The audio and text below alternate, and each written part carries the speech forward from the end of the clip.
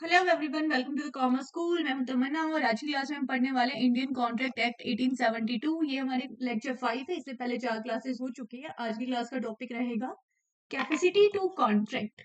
जी हाँ, capacity to contract के अंदर हम क्या देखेंगे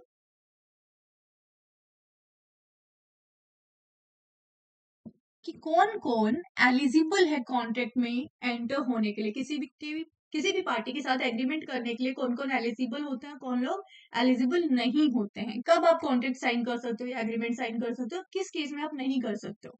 सबसे पहले आपकी एलिजिबिलिटी में क्या होता है, कॉम्पिटेंट कब हो सकते हो आप कॉन्ट्रैक्ट के लिए। हर वो इंसान जिसकी एज है मेजोरिटी वाली, जिसने मेजोरिटी एज को अचीव कर लिया है। दूसरा, उसका साउंड माइंड है, मेंटली स्टेबल है, वो इज नॉट अदरवाइज डिस्क्वालीफाइड, और किसी भी कारण से डिस्क्वालीफाइड नहीं है कॉन्ट्रैक्ट करने के लिए। कोई भी या मतलब कोई भी कोर्ट ने उसको डिस्क्वालीफाई नहीं किया कॉन्ट्रैक्ट के एग्रीमेंट्स करने के लिए, वो सब लोग कॉम्पिटेंट एलिजिबल होते हैं किसी भी कॉन्ट्रैक्ट में एंटर करने के लिए या कॉन्ट्रैक्ट साइन करने के लिए। अब एज ऑफ मेजोरिटी की जो हमने बात की, क्या होता है, इंडियन मेजोरिटी एक्ट 1875 ने इसे एक्सप्लेन किया कि मेजोरिटी कब होती है, जब आप 18 साल के हो जाते हो। 18 ईयर्स के अगर आप हो जाते हो तो आपने एज ऑफ मेजोरिटी को अचीव कर लिया है। अगर कोई केस है जहां पे आप 18 साल के नहीं हुए हो और आपके नाम पे कोई प्रॉपर्टी है, यानी कि माइनर की कोई प्रॉपर्टी, आप 18 से कम की उम्र है आपकी, आप 16 17 जितनी भी आपकी एज है और आप माइनर हो, क्योंकि आपकी 18 साल की उम्र नहीं है, तो उस केस में आपको क्या बोला जाता है, आप माइनर हो। माइनर कौन होता है, जिसकी एज 18 से कम की होती है। जब आपकी एज 18 से कम की है और आपके नाम पे प्रॉपर्टी है, तो कोर्ट क्या करता है, कोर्ट आपके लिए एक गार्जियन को अपॉइंट कर देता है, आपका गार्जियन, आपका केयर टेकर, जो आपकी प्रॉपर्टी को संभालेगा आपकी जगह पे जब तक आप 18 के नहीं हो जाते तब तक। जैसे ही आप 18 साल के हो जाते हैं, प्रॉपर्टी पूरी तरह से आपकी हो जाती है, उसके बाद आप अपनी प्रॉपर्टी को लेकर कोई भी डिसीजन ले सकते हो। क्लियर है, यहाँ तक मेजोरिटी वाली बात हमें समझ आई। अब बात कर लेते हैं मौरी बीबी वर्सेस धर्मोदास घोष। इस केस में क्या हुआ था, एक माइनर था, माइनर ने क्या किया, उधार लिया पैसा और एक कॉन्ट्रैक्ट साइन किया जिससे पैसा उधार लिया उस आदमी के साथ में। इसके अंदर क्या बोला उसने कि मैं अपनी प्रॉपर्टी आपके पास गिरवी रख रहा हूँ, बदले मैं आपसे कुछ पैसा उधार ले रहा हूँ। अगर वो पैसा नहीं चुकाता है तो लैंडलॉर्ड, सॉरी, हाँ, जो भी जिससे पैसा उधार लिया है उसने, जो लैंडर है, उससे क्या कर सकता है, वो कोर्ट में जा सकता है अपने पैसे की रिकवरी के लिए। ठीक है, क्या हुआ, माइनर पैसे चुकाने में नाकाम रहा। अब क्या किया, जो लेंडर था जिसने पैसा उधार दिया था, वो कहाँ गया, कोर्ट में गया कि इसने मुझसे पैसा उधार लिया था, पैसा नहीं चुका रहा है। कोर्ट ने क्या जजमेंट दिया, कोर्ट ने कहा कोई रिकवरी नहीं हो सकती, आप पैसा वसूल नहीं कर सकते उससे, क्योंकि ये एक वॉइड एग्रीमेंट था। क्यों वॉइड था, क्योंकि उस वक्त उसकी उम्र 18 से कम की थी, और 18 से कम की उम्र के केस में क्या होता है, वो कॉन्ट्रैक्ट वैलिड नहीं माना जा सकता है, क्योंकि उस वक्त वो सोचने समझने के लिए पूरी तरह से सक्षम नहीं था, वो फैसले नहीं ले सकता था। आपने उस फेज में उससे क्या किया है, कॉन्ट्रैक्ट साइन कराया है, तो वो कॉन्ट्रैक्ट वॉइड है, एग्जिस्ट नहीं करता, गलत कॉन्ट्रैक्ट है, और अब आप पैसा वसूल नहीं कर सकते उससे। क्लियर है, ये होता है माइनर के साथ जब आप एग्रीमेंट कर लेते हो। तो एग्रीमेंट किया आपने माइनर के साथ, तो उसके क्या क्या इफेक्ट्स हो सकते हैं, क्या नतीजे हो सकते हैं, तो एग्रीमेंट वॉइड होता है ना, क्योंकि इनकॉम्पिटेंट है, वो एलिजिबल ही नहीं है कॉन्ट्रैक्ट के लिए। अगर आपने माइनर के साथ कॉन्ट्रैक्ट कर लिया तो आपका एग्रीमेंट क्या माना जाता है, वॉइड माना जाता है, वो एग्रीमेंट नहीं माना जाएगा। क्लियर है। दूसरा क्या हो सकता है, माइनर बेनिफिशियरी हो सकता है। अगर एग्रीमेंट बेनिफिट का है, माइनर के बेनिफिट का, तो एग्रीमेंट वॉइड नहीं होगा, माइनर पार्टनर बन सकता है, लेकिन सिर्फ फायदे के लिए। अगर कोई नुकसान होगा या कोई लाइबिलिटी आ जाएगी तो माइनर के अगेंस्ट कोई एक्शन नहीं लिया जा सकता, वो नुकसान में भागीदार नहीं बनेगा, सिर्फ प्रॉफिट में पार्टनर हो सकता है माइनर। उसके अलावा माइनर जब चाहे तब माइनॉरिटी को प्लीड कर सकता है। फॉर एग्जाम्पल, आपने किसी को पैसा उधार दिया, आपको नहीं पता है, आप अननोन हो, आपको नहीं पता है कि वो उस वक्त माइनर है, आपको लगा कि 18 से ज्यादा उम्र का था, आपने उसे उधार दे दिया। बाद में जब रिकवरी का टाइम आता है तो माइनर कहता है मैं तो माइनर था, 18 से कम एज का था, तो आप मुझसे रिकवरी नहीं कर सकते, मैं पैसा नहीं दे पाऊंगा, मेरे पास नहीं है, और आप उसके अगेंस्ट कोई एक्शन नहीं ले सकते, क्योंकि कोर्ट कहता है कि भले ही आपको नहीं पता था कि वो माइनर है, लेकिन फिर भी आप उससे रिकवरी नहीं कर सकते हो। क्लियर है। लाइबिलिटी है कोई नेसेसरीज की, तो माइनर लाइबल है नेसेसिटीज की सप्लाई के लिए, या कोई और इंसान जो माइनर पर डिपेंड करता है इस नेसेसिटीज की सप्लाई के लिए, वो भी एलिजिबल है इन नेसेसिटीज की सप्लाई के लिए कि उसे मिले।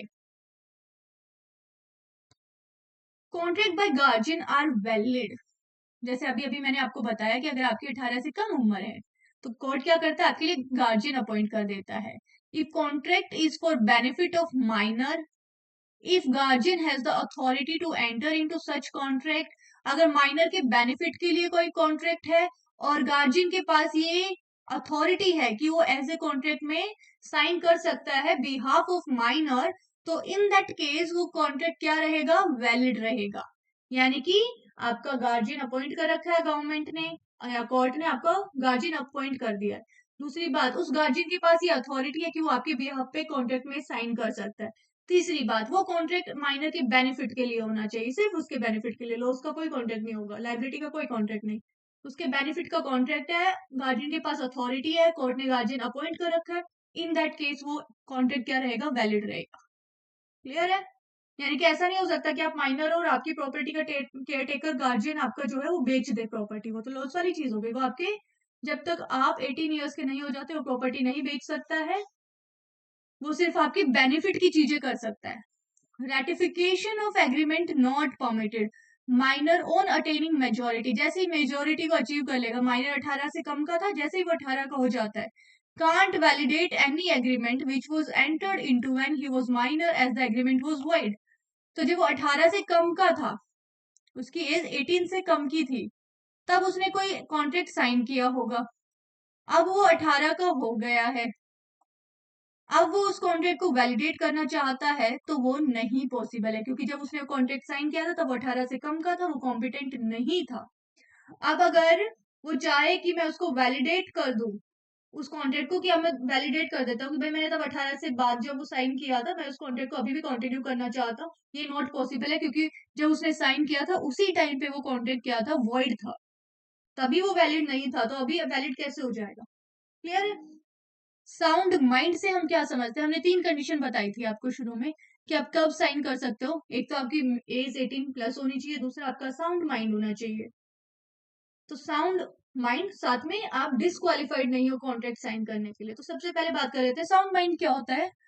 वो इंसान जिसका माइंड साउंड है, कब, जब वो able to understand the contract, वो कॉन्ट्रैक्ट समझने की हालत में है, परफॉर्म ए रैशनल जजमेंट, और एक रैशनल जजमेंट के, वो एक रैशनल जजमेंट करने की सिचुएशन में है।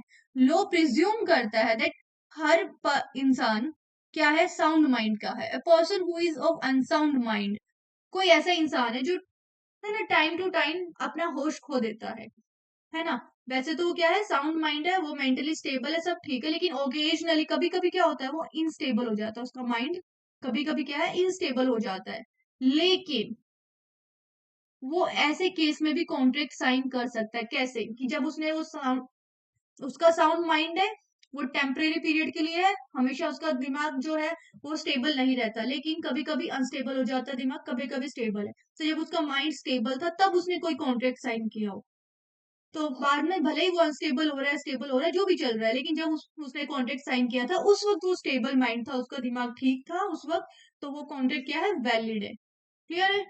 कोई इंसान है, टाइम टू टाइम कभी वो होश में है, कभी नहीं है, कभी वो सही डिसीजंस ले रहा है या कभी अनस्टेबल है, उसका दिमाग अलग हरकतें कर रहा है।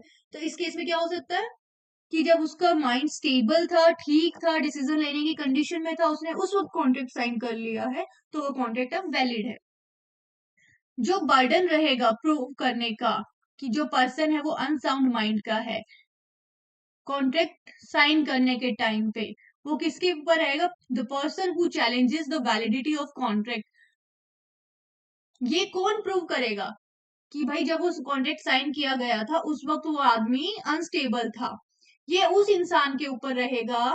कौन प्रूव करेगा कि भाई जब ये कॉन्ट्रैक्ट साइन किया ना उस वक्त ये साइन करने वाले इंसान में ना होश नहीं था, उसको, उसने होशो हवास खो रखे थे, उस टाइम पे कॉन्ट्रैक्ट साइन कर दिया उसने। ये कौन प्रूव करेगा, जो चैलेंज कर रहा है कि कॉन्ट्रैक्ट वैलिड नहीं है, गलत, जैसे प्रॉपर्टी का नहीं होता, डिस्प्यूट होता है, उसमें क्या होता है कि भाई मुझसे साइन करा लिया प्रॉपर्टी का, लेकिन उस वक्त मेरे होश में नहीं था जब मैंने प्रॉपर्टी उसके नाम पे की, और अब मैं अपनी प्रॉपर्टी वापस चाहता हूँ, ये कौन प्रूव करेगा? ये जो चैलेंज कर रहा है कि उस वक्त वो गलत साइन हो गया, वो गलत कॉन्ट्रैक्ट हुआ है, उस वक्त होश में नहीं था मैं, ये वो कौन जो ये चैलेंज कर रहा है कि उस वक्त वैलिड नहीं है ये कॉन्ट्रैक्ट, उस कॉन्ट्रैक्ट की वैलिडिटी को जो भी चैलेंज करेगा वो ये प्रूव करेगा कि उस वक्त पे वो इंसान मेंटली स्टेबल नहीं था, उस वक्त वो अनसाउंड माइंड में था। क्लियर है? फिर है कॉन्ट्रैक्ट बाय डिस्क्वालिफाइड पर्सन। हमने बात की कि 3 कंडीशंस थी, आप तब कॉम्पिटेंट या एलिजिबल होते हो कॉन्ट्रैक्ट साइन करने के लिए। कब? एक तो आप 18 से ज्यादा, आपकी उम्र 18 या 18 से ज्यादा की उम्र वाले लोग, दूसरा साउंड माइंड हो उनका, तीसरा जो डिस्क्वालिफाइड नहीं होते वो लोग।